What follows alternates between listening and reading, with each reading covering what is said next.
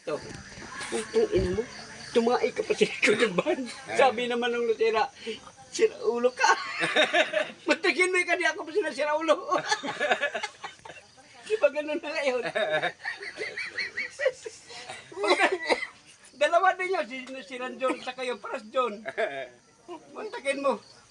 Di, una yung anak ni Gle. Alam ko yung sakit dito, kaya ganun siya rin ulo. Hindi yung magagamot, gano'n. Nandun sa kabilang... Puro albularyo ba? Oh, doon sa kabilang ibayo. Ang daanan namin, tulay-tulay lang, sapa na.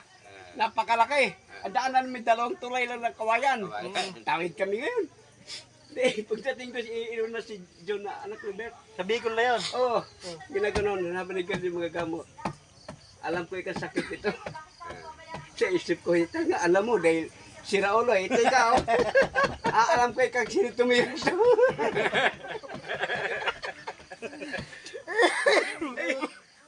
Kuya kako sino? Wala, dito lang ika sa inyong anim ika na magkakasama. Ay, anim na kami rito.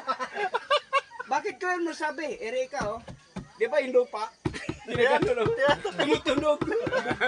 Dito ika sa anim nyo. Kayo na magkakasama. Delikado tayo nito. Si John naman, sinasabi si John na mili.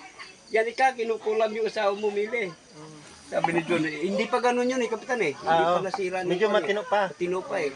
Sabi ni John, putang nga, paano mo kulam ika nga? Ito kung malakas pa ako. I-resist eh.